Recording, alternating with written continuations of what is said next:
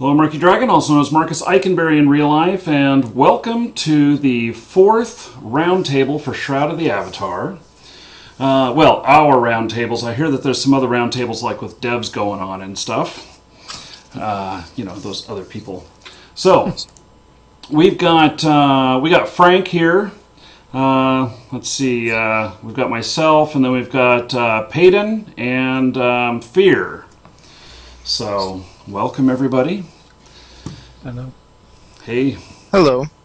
So, I don't know if you guys are seeing the live stream or not. Those of you who are in the Hangout, I have got some artwork up, which I can put up a little bit bigger here on the live stream. This is artwork that was sent to me this week that has not yet been released. Well, I guess has now, and it's they call them fighters. When I looked at them, I thought of warriors, and so I figured we'd start right off with saying, okay, take a look at this. What does it make you think? So, what do you think about this right here? Anything? I'm looking for it. Hold on. That's an interesting shield he has. It is. It is. In fact, let me add so I can leave this up here just a little bit longer. Let me put our pictures up here just kind of small, and so this is. I believe some concept art. I don't have any of the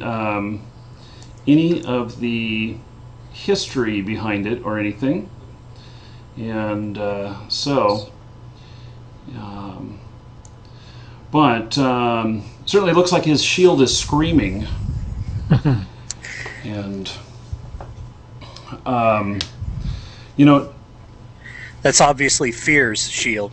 oh right, right, Yeah, that's good. yes. I'm still trying to get the picture. Hold on. Yeah, sorry, I don't have an easy way to put it up on the Hangout. Hangout, yeah. And so, anyway, this is just some of the concept art for you know, characters that we may be seeing in there. Both of them to me look like warriors, and I like their outfits. You know, and what I mean by that is kind of the colors with them and everything, because it looks like they got some sort of sash that they're wearing with them, and you can see a little bit of color of clothing, but they're still armored. And at least in Ultima Online, it was either you had armor or you didn't. And so... Yeah, we used to have the underwear thing. I like that. The underwear. I didn't say loincloth. Loincloth, yeah, the loincloth thing. I said sash. Yeah, sad, yeah. Yeah. So, Yeah, I can't get the channel up. okay, well, you suck. So, okay, we'll move on. Yeah. I'll if you get it up, then I'll transfer this picture back over here and take it from there. But I got a smaller version here on this as well. So. I figured that this week maybe we should talk about combat, weapons, and warriors. So I know we've talked about PvP previously, but that was very generic as far as, you know, what we should be seeing in combat, or what kind of weapons, armor, and such.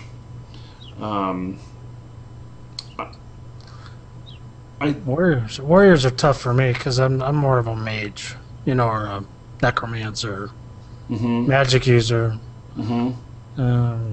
So. Well, my very first character was a warrior, and in UO and in World of Warcraft as well. So my guy that got the highest level in World of Warcraft was a warrior. But I can tell you that I had mages in both, and I enjoyed playing them more. And so, while I'm very experienced with warriors, I liked the mages more. Yeah. So, Me I too. wonder if in this game they're going to have some system where if you're a mage, you can't wear that heavy plate mail that they're wearing in the picture. Well, I would imagine. I mean, a magic user that's wearing heavy plate is usually a paladin, and now that doesn't mean to say that this game is going to follow our medieval norms or medieval fantasy norms. Of course, Yeah. the medieval norms are, well, there's no magic whatsoever, Yeah. except that I just scare the crap out of you and you think it must be magic, It's or magic. whatever. Well, they might let you wear stuff, then it might give you some negative impact on what you can do as far as casting and stuff like that. Well, now that's an interesting thought. What if a mage could wear heavy armor, but they had a movement reduction of 50%, and their spells took a 30-40% reduction in casting time, something like that. Yeah, I almost think that that's what they're going to want to do, but I'm not sure. I don't think that we didn't. I don't remember having a lot of restrictions before, like we couldn't put something on. Mm-hmm. But I think it just hurt the way things work, magically, and then obviously cost comes into the picture. If you're wearing plate around, getting killed a lot, it's going to cost you a lot of money. So we used to opt for like bone armor, 'cause it was cheap. Yeah. There was this one guy, Dernick, who ran around on my shard, and he always wore Valorite armor. Yeah, And most expensive stuff, although he was very wealthy. yeah. But he always wore that stuff, the most expensive. Yeah, if you're doing dungeon runs and things where you're going to engage a lot of people, yeah, the plate armor is probably not going to be something you're going to want to invest in. Mm-hmm. But yeah, I mean, warriors. It depends on how you're going to use them. I mean, the warriors are great for a lot of things. I mean, WoW proved that. World of Warcraft has a lot of cool stuff for their warriors and. Mm-hmm. Now, what about? Swords. Do you remember the naming convention for weapons and armor? I remember Vanquishing. Mm-hmm. Yeah, my favorite. Yeah. So you didn't see those a lot. Yeah, there was like the durable sword of vanquishing, or the durable sword of might, and everything. Right. And so like durable was to its durability. And then vanquishing was like for the top critical hit, or what was that? Its power. And I don't remember. there was like 4 items total. Yeah, I'm just drawing a blank now that you brought it up. I know it's been so long since we played that I can't remember all the stuff either.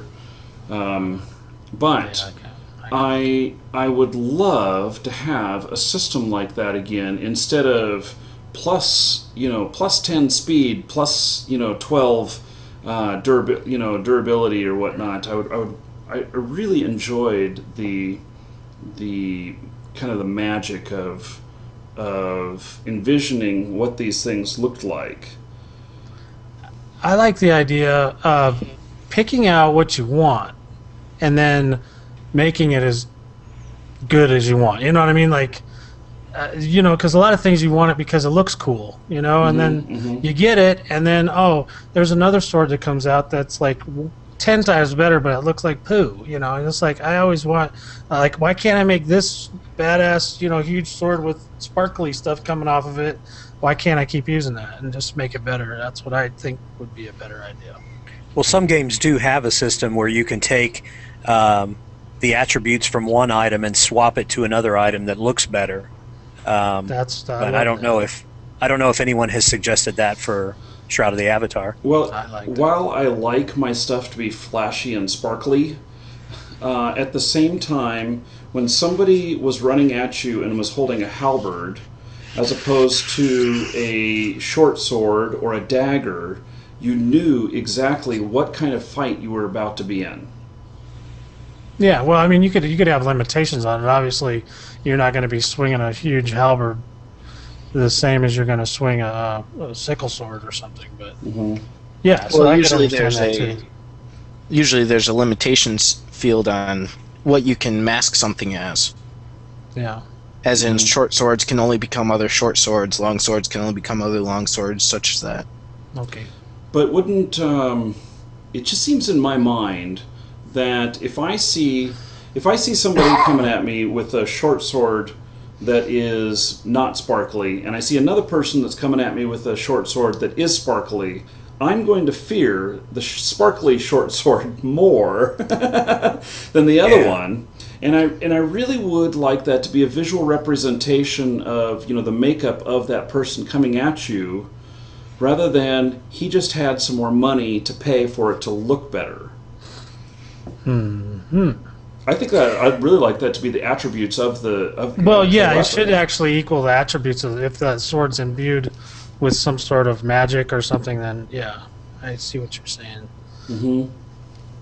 I mean, yeah, it's not just a visual thing, but your sword itself, you want it to represent your personality or be personal to you. And there's no movie they don't show, like, you know, Conan getting a new sword every 5 minutes. He's got the same one the whole time. You know, he doesn't trade it in. I'm sorry, Frank. Go ahead. No, that's. I was going to say that when the sword has a particular name or a look, when someone sees it, they know exactly what's coming at them. But isn't it more interesting if you're not quite sure what it is? You know it's different. But I mean, if orange means fire and white means frost and green means acid, then you can prepare for that fight. But if you don't know what green means, you know, then you have to get hit a couple of times to figure out what's going on. Isn't that a little more challenging and, I don't know, mysterious? Well, I like that, as long as green always equals acid. You know, and then you know that, oh, that's been, you know, that blade is acid or poison or whatever. And oh, it's got a red tint to it. Well, it's going to throw more sparks whenever it hits my blade, and I may get burned. You know, and something like that. But I don't want what just bothers me, I guess, is that if somebody's coming at me and they've got a white sword, and, you know, it means frost or whatnot, and I get hit with it, and all of a sudden I'm poisoned and I'm on fire. Yeah. You know, then it's like, what happened? I just like the idea of really being able to size somebody up when you see them. In combat, you know, in non-combat, well, you know, whatever. I think reputation, that's what that's for, is out of combat. But in combat, yeah. Well, reputation helps with that too, because, you know, depending on the reputation, what well-perceived person they're going to be, you know. I mean, Dreadlord, there was no question what those guys were up to. No, you knew they were going to have your head. Right, so, and I love the reputation system. I thought it was totally awesome. But, you know, and then it made it easier for us to find, like, the Great Lords. So we knew that we had to kill those guys. Blue versus red. Blue, red, yes. Kill. Yes. That was always a good system for me. I always loved it. Yeah, yeah. So I don't know if that's going to be that way anymore. But, yeah, the sword thing, like you said, I agree. You should be able to tell kind of what's coming down the pike, because I think in UO a lot of all the swords kind of look the same. You didn't necessarily know that it was vanquishing or correct or any of that stuff. You just knew what type it was, and so you knew kind of the generalities of it. But if it was poisoned, because we could poison blades, if I remember right. Yeah, we could poison them. And so for the first few hits, you could get a chance of getting poisoned, and then it'd be like wiped off, and so you know the rest of it, you know, wouldn't have. So you'd like to know ahead of time that they can poison you before they start hitting you, or well, you know, it either helps me prepare or it helps me run. You know. True that. So, yeah,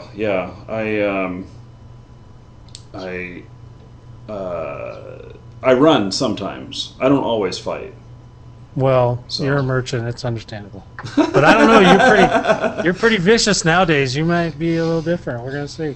Yes, well, in EVE Online lately, I have learned to run, and because everybody's after me. They just keep coming. Yeah, I noticed that. Yeah. Nice bounty, by the way. That's pretty Oh awesome. yeah, I broke records. I'm the #1 bounty in EVE Online. I'm the record holder now of the highest bounty ever in a 10-year-old game that I started 2 weeks ago. Yeah. Man, I'm jealous. I want to get in there now. Yeah, well, I'm sure you can. I know. So what about the crafting of weapons? Oh, I'm really big on that. I really hope they put in a system where the higher your skill or the more rare components you can gather to make a weapon, the higher value that will be. And the highest damage weapons in the game ought to be things that players can make, as opposed to getting from defeating some monster. Because someone will just camp whatever the monster is, and everyone will have them. Yeah, that's true. There's some things that I've learned. I have been doing this 30-day challenge with EVE Online, and I don't really, I guess it's okay to talk about another game in this, but I just want to say something that I've learned, and that is that CCP has been on a goal to make everything in the game player created. And so every single item in the game, I mean, when they first started the game or whatnot, of course, there was NPCs that made the ships and everything. But now it's like every ship in the game is player created unless it's some sort of gift or something like that. And it goes all the way down to the resource level, to the minerals and gases and everything. And so it...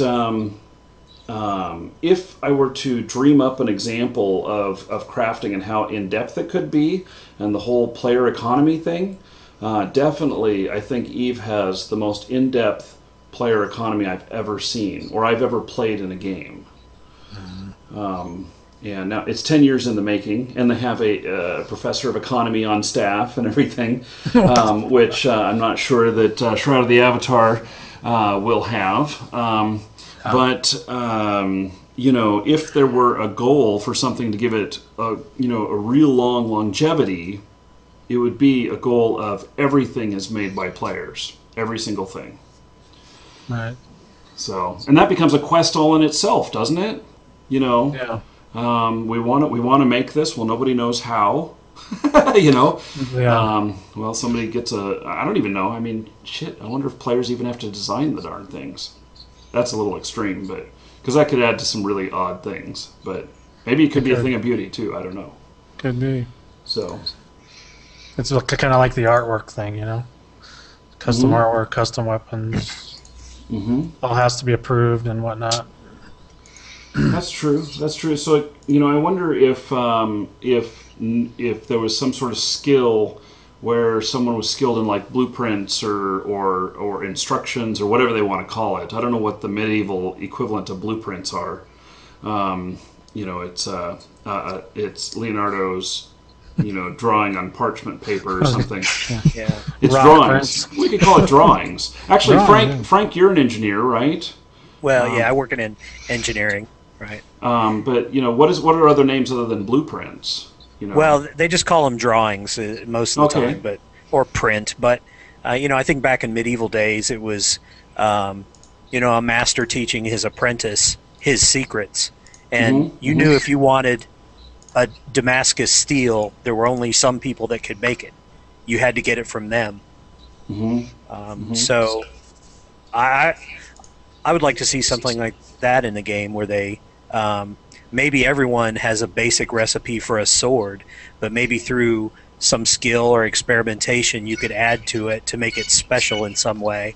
And the only way other people would be able to make it is if they did the same experiments and discovered a new recipe. Or it could be similar to like the beer that they're adding to the game. They're adding a specific beer for the German special edition, I believe it was. Oh, really? That only they know, and only they can teach other people it. You can't get it any other way in the game. Now that's interesting. Germans like their beer. They do. Well, let's take that a little bit further and say, okay, so, okay, I've got this sword, and in order to, they could pre-design all of these different weapons and everything. They could say, well, okay, a sword that is really simple, poisoned. And so somebody else has poison, and you have the sword, and all you do is just pour poison on the sword or whatnot, and you've then made a sword of poison.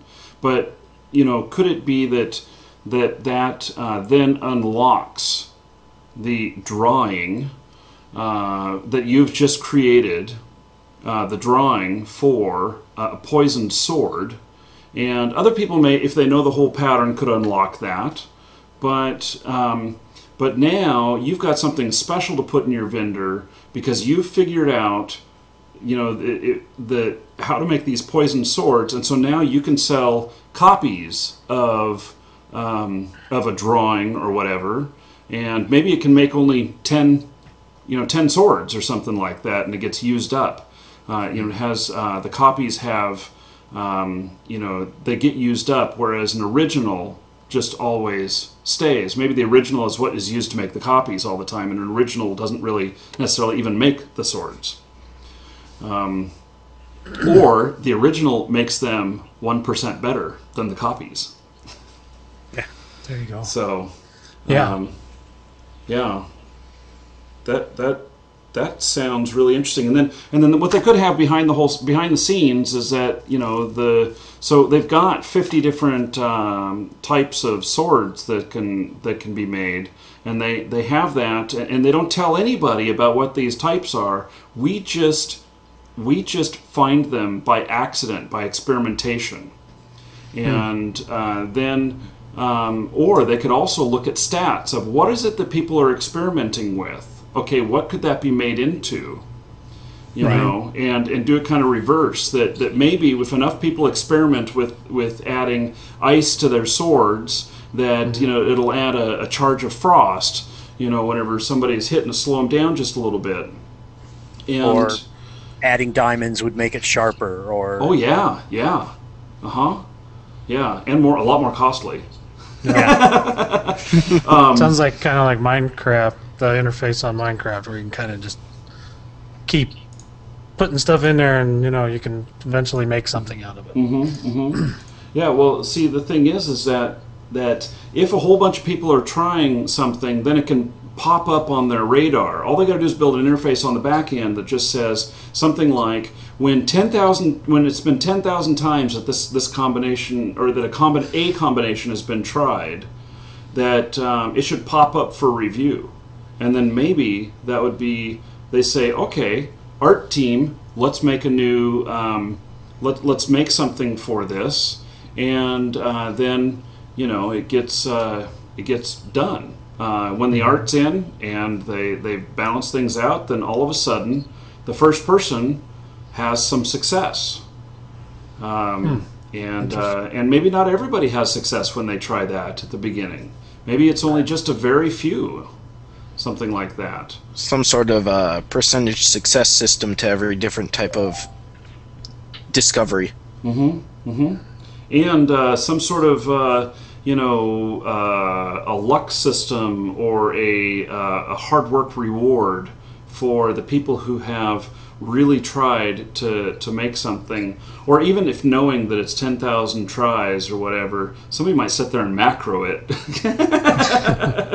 Yeah. They'd be like, I need my sword of dragons or whatever, So I'm just going to keep rubbing dragon scales on my on my sword here and see what happens, So,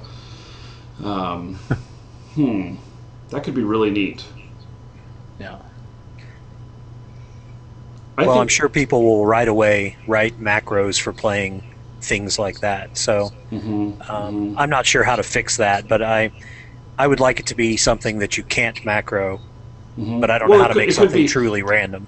Well, okay, so something that can't be macroed is that instead of letting the person try over and over and over again to get on the list, or to get attention on it, then it has to be that 10,000 players have tried it. And so, and you know what? That may happen with that is that we may end up with things that the development team never thought of, but people are trying anyway and they can look at that and they say, what is their goal in that? And this really becomes a player created item. Because why is it that they're putting mushrooms in a bowl and pouring water in there? Well, they're trying to make some food. They're trying to make mushroom soup or whatever. And, well, we didn't think of any mushroom soup. Okay. So obviously the players are creative enough to try and create something like this. Let's make it happen. Or even beyond that, maybe some sort of automated system that I don't know how it would know, but a bowl, water, mushrooms equals mushroom soup or something like that. But if we could have the power to create our own things without the developers having to intervene, that would be the ultimate system. So, I agree. And then just have oversight on the new items and don't delete the items that made it out into the economy that were too powerful. Just say, oh, it can't be done anymore. And then we have rare items. Mm-hmm. Ooh, I love this brainstorming. Kind of like the one-hit sword. Yeah, Sword of Truth. Yeah. So, yeah, there shouldn't be, there should also be within the whole system limitations on that swords can really only get to a maximum of this power, and really it's to the 1000th degree or whatever is when you hit the top end, and everybody else floats down at just the lower end, the 10% or something like that, or in the 80%, and that it's something really special when it hits 90%, and it's almost one of a kind when it hits 95 or 100. Mm-hmm. So, kind of like a perfect forge type of thing. Yeah. Well, it's like so in swords, what is considered to be a perfect sword? If we all had to dream up something of what is the perfect sword, what is the first thing you think of when you think of like a master-made sword? The durability or the number of folds in the metal, or how they made the metal for it. Mm-hmm. And for myself, I think samurai sword, because they were the masters at metallurgy and really making these paper thin folds that were just amazing, and the blades were durable, and they what was the measurement? A friend of mine is a medieval weapons and armor expert, and he knows all of the stuff about samurai swords and everything as well. And they were given ratings based on how many heads could be cut off at once with the sword. I'm serious. Yeah. I'm serious. They would stack the how many people. times it can go through bone. Yeah, they would like stack the people or something, and it was a rating of, okay, so this one was a 1, and the ultimate was a 4 or something like that, and I can't remember what that system is called. Very barbaric, but fun to talk about. Yeah, they should have that. They should have that in more games. Mm-hmm. Yeah. I was thinking of Highlander when I was thinking of Highlander when I was talking about the folds, because the way they made his sword for one of them. Yeah. So. Yeah. Well, I'm going to actually see this friend of mine here in a couple of months. Maybe I can get him on camera to talk about the mastery of swords and how they're made and what the differences were and everything. I think that would make a really neat episode, and we could all learn a lot about why in the games certain swords act certain ways and everything. Why is a broadsword so dull when it's bigger metal? They should be able to still make it just as sharp or something like that. Yeah. It's because it's not Japanese made. I don't know. Right. Yeah. Made in Japan. Right. I don't think they weren't stamped with that. They didn't have the stickers? No. So,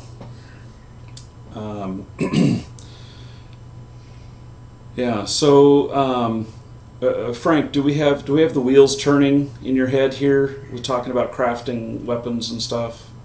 Well, yeah, but it keeps coming back to, I mean, if you're talking about different alloys of metal, whether someone puts more uh, iron and copper and nickel, and whether the proportions make the blade stronger or sharper, or if they put a lot of work into it and fold it like you're talking about, make it both stronger and sharper.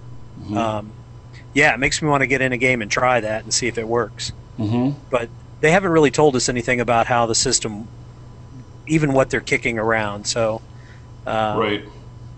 Yeah, I hope they listen to what we're talking about and what we're getting excited about, and I just want them to say, "Oh shit, that was a great idea. Let's put that in." None of us have to get any credit or whatnot. Let's just see it in the game because it's good for all of us. And I don't know, the weight of a sword could make more damage. So the bigger sword, they've got to have a chart, like you said, where the best sword can only do so much damage before it becomes unwieldy, maxed out, whatever you want to say. So they got to set parameters.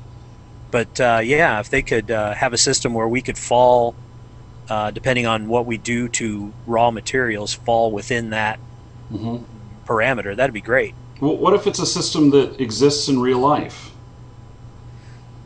Well, he's all about realism. Richard is all about realism, so maybe they'll do that. Maybe they'll talk to blacksmiths or foundries and find out what real alloys are used and put them in the game. Yeah, and then we can. That would make it more realistic that you or I could do a little research offline and then try it in game and have it work. Right, or have some success. I think that we may find that there's a lot of different ways to make to combine the metal to make swords, and then it's just infinite stuff. But if it's the basics, you talk about, you don't make it of pure steel because it becomes brittle. Right. Or you always harden the steel by thrusting it into the water while it's still hot. Or I don't even know what the stuff is. I'm just talking out. You have to add the oil step to that, but. Oh, okay. I don't really know. So, yeah. All I know is that if I have a game guide that tells me how to do it, I'll follow that. Or if it does follow some real life stuff, then we have some sort of guide for that, and it doesn't have to be just about we don't have to focus just on weapon making. I mean, what if we need a mule and a cart so that we can move more stuff around or whatnot, and somebody has to know how to build the carts. And so I'm sure there's an art to making a wheel. How is it done? Is the wood that's on the outer edge of the wheel, is that soaked in something, or is it cut to be round? Or is it bent? And how is it held together? And everything. So I think that, well, actually, maybe the game could actually teach us stuff. What if all this stuff was done in the way that it really was? What if by playing the game, all of a sudden you knew a hell of a lot more about real sword making in medieval times? Well, it would be an interesting spin on the game. Yeah. That'd probably be pretty fun. I think so. I love learning things during entertainment. I really enjoy documentaries and stuff like that, because I learn a lot about people and everything while I'm entertained. So, Fear, what's on your mind?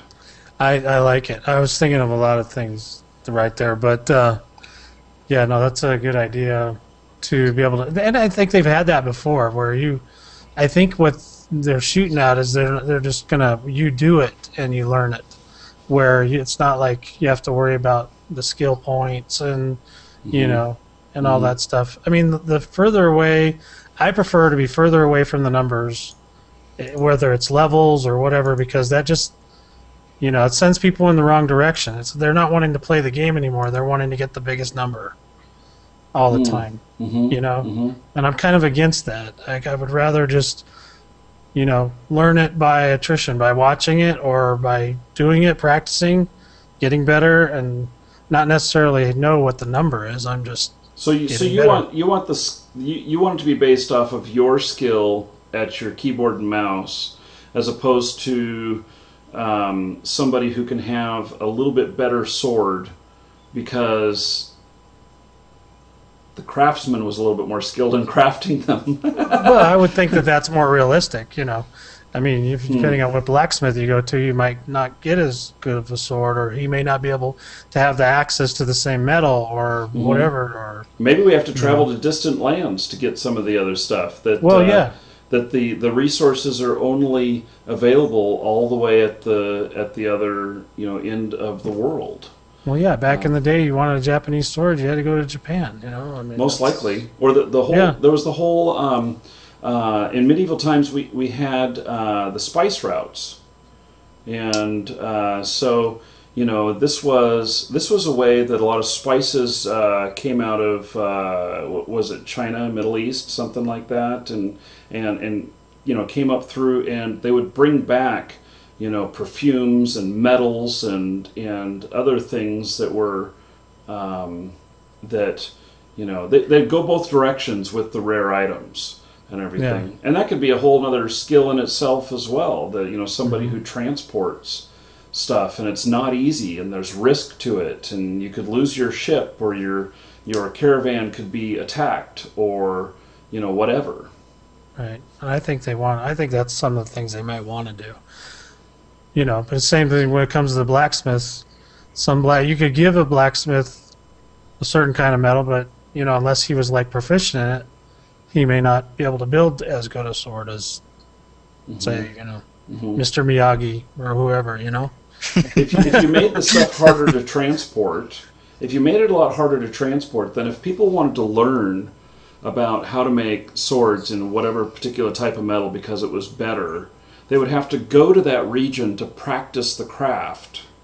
Or something like that, then they would only, because transport is so difficult, they would only be able to bring back just as many swords as they can carry back to their home market or whatever, and then it'd be exorbitantly high prices in that home market, whereas they'd be a lot cheaper up in the area where they were made, and that area would be someplace where the resources were natural up there, because of course ore is very hard to transport, and all of that as well. So I agree.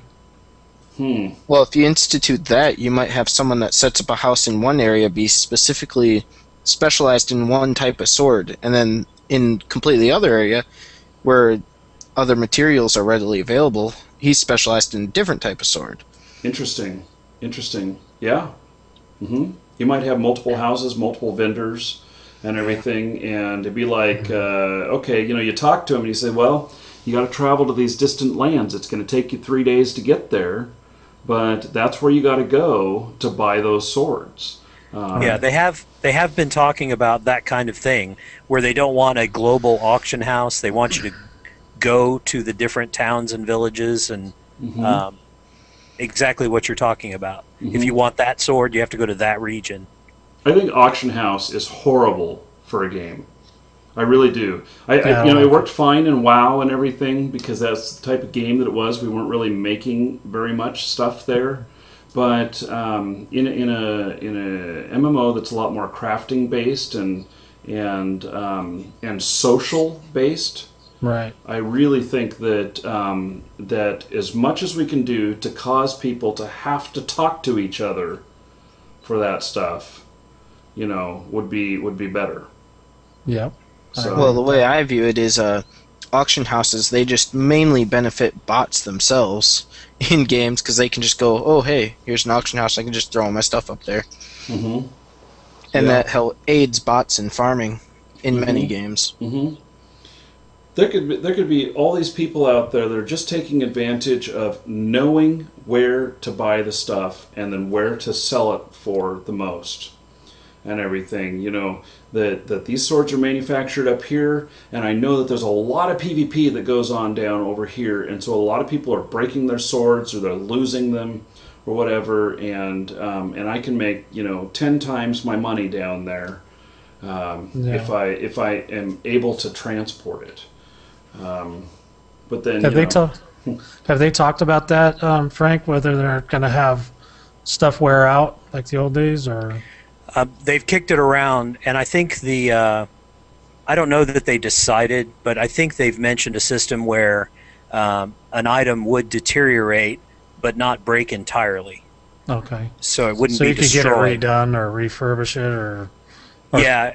At some point, your sword would be so worn it's like beating them with a stick, but you can take it to a blacksmith and for a lot of money make it sharp again.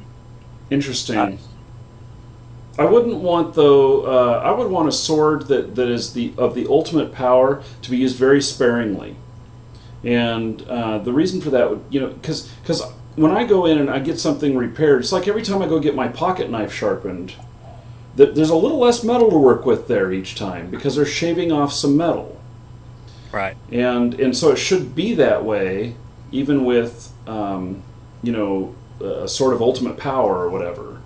It should cost a lot more. You should have to take it to a master person, because if you have somebody that's not a master that's trying to sharpen it, then maybe they can still get it as sharp, but maybe it takes away a lot more of the metal and everything, because it takes them a lot more tries to get it right. Right. Well, if it takes away the metal, it could slowly also strip away some of the stats on the sword, as in degrading over time. Mm-hmm. Mm-hmm. Yeah, that could be. They've talked about things like that as well, and who knows what they're going to wind up doing. I think a concern was that if someone paid real life cash for an item, they would never want that item to break. And I'm not sure that's valid. I mean, if you know ahead of time, if I spend money to get a particular weapon, I know that it will break after however much use. That you can make a rational purchase decision. Mm-hmm. Mm-hmm.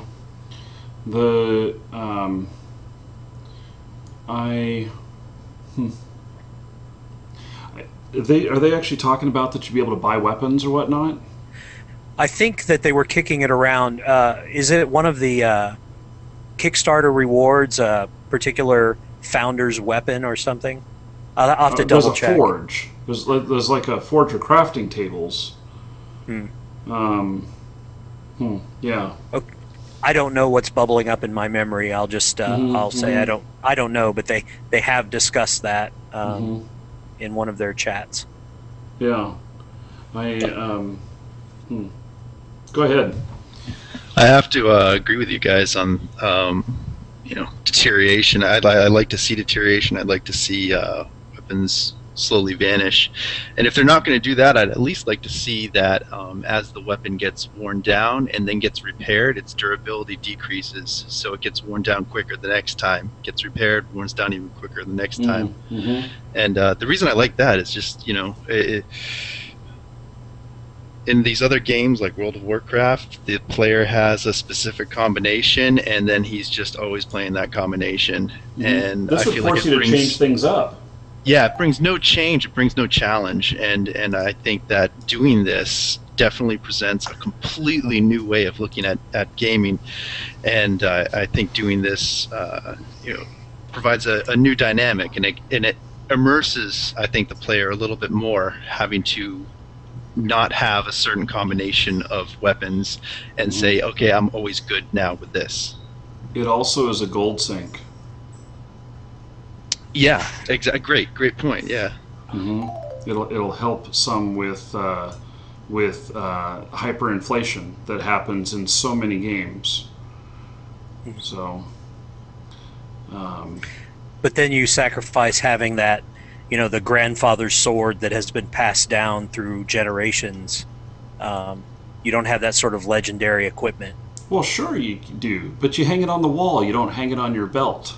Yeah, I was gonna say you can still have that. You wouldn't be using it like you would only use it in the most important fights, and so okay, yeah, I guess so. It'd be cool if after finishing a battle, the sword gets named after the battle and kind of becomes that thing you hang on the wall. Ooh. Victory at, whatever castle. At Marky's house. It's the Marquis Slayer. Properties, but it gets a name, so that kind of becomes the grandfather sword you're talking. I like that idea. Actually, isn't that neat? What if it could have some other things, like it could be if you take out somebody else that's another player that really whatever stats say that they're really good and they don't die hardly ever. Yeah. They're notorious, they're a dreadlord, or they're a lord, a lady or a lord or whatever, and really high stature or whatnot when it comes to fighting or whatever. But what if somebody could go and kill somebody else with it, and it becomes the Marquis Dragon Slayer, or whatever, and it takes that name, not that I'm trying to encourage people to kill me. You don't need to do that. But I can tell you something that really equates to that, which I've recently learned in EVE Online, that when I die in EVE Online, that your corpse is out there floating in space. And the first time I died, and the first time that somebody grabbed my corpse, they tried to auction it off for 50 billion ISK, which 50 billion ISK is a lot of money. That's around $2,000 if you were to convert the cash into that. And nobody bought it because I wasn't worth that much. I was going to say.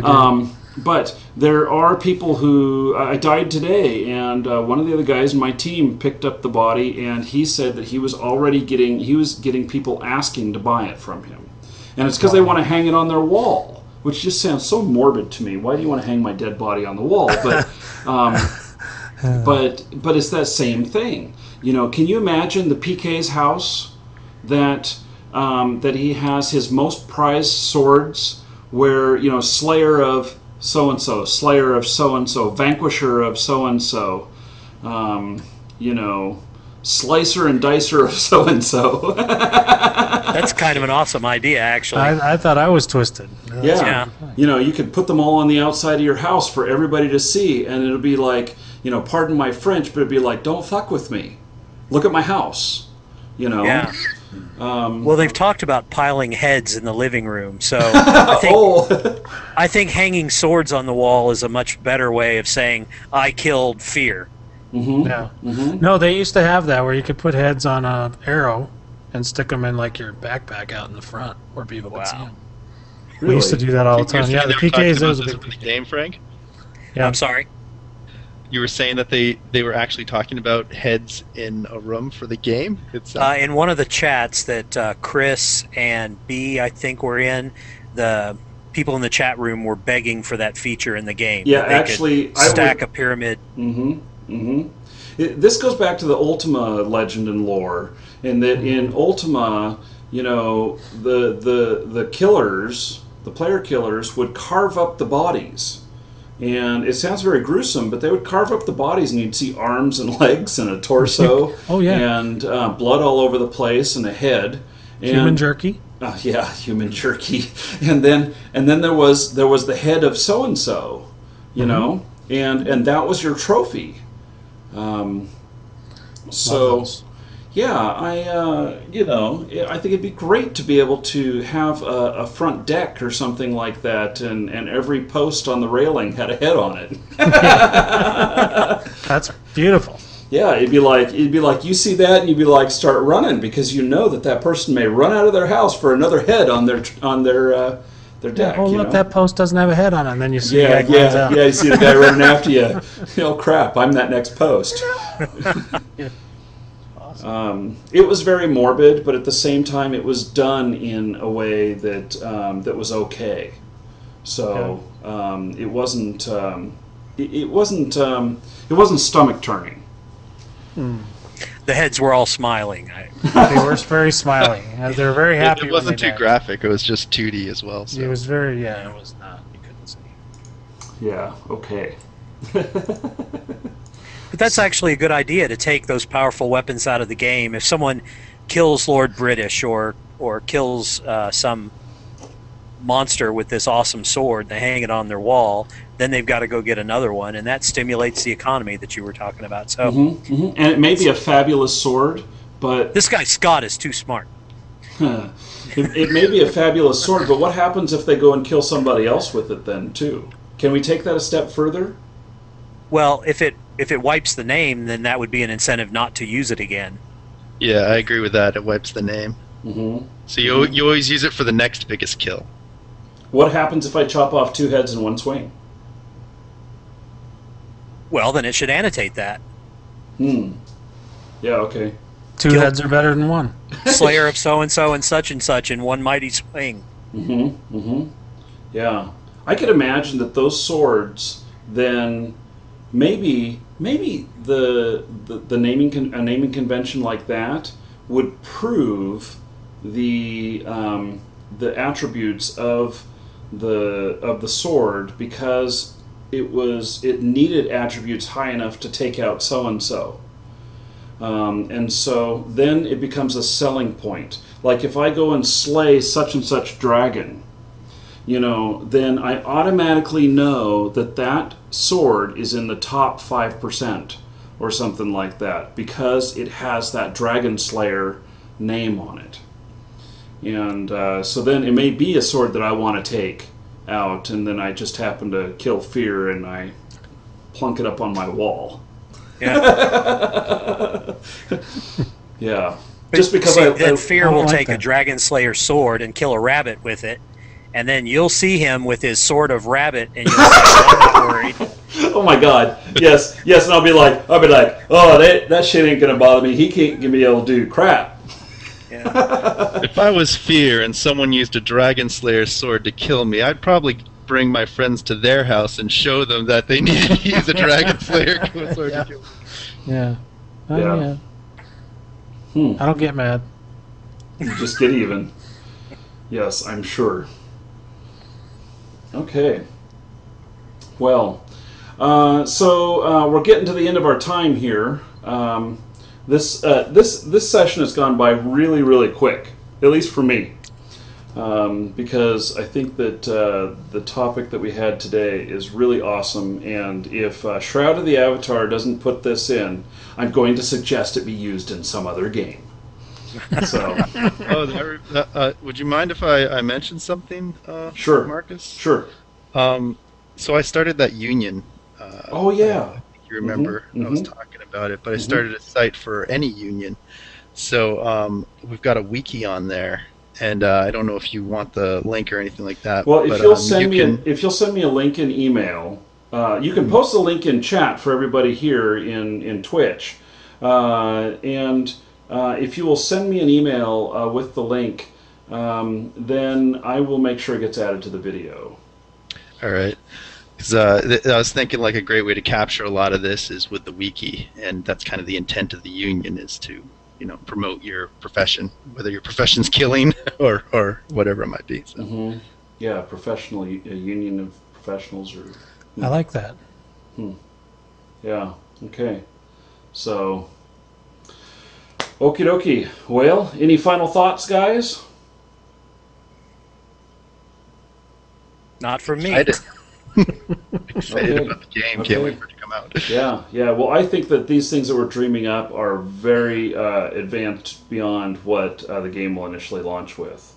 But it could be done as simple as this whole thing of talking about taking all the items up through, is that crafting is very simple in the beginning, but that it gets more refined over time. And so, taking ore and turning it into a sword, that it might just be 2 steps whenever the game comes out, but that a year from now or 2 years from now, it goes through. You got to mine the ore, you gotta smelt it and purify it, and then you've got to put it into ingots, and you got to then do your forge stuff and your other stuff. And so they could make it more complex over time and really flesh it out, but give us the very basics in the beginning. Yeah. Anyway, just a thought. Okay. Well, thanks, guys. So we will do this again next week, and we'll see what kind of stuff I can get out of the Shroud of the Avatar people, and whether or not we get some artwork or some video or something that sparks some discussion, because all of that came from that picture. And I think that's kind of cool. What an easy way to come up with a topic every week. Unless it's like Hello Kitty and then it just doesn't pretend, go to the game. So, okay, well, here's one last look at the picture for those of you who are watching this on Twitch. And thank you very much, everybody, for joining. And we shall see you all next week. Take care.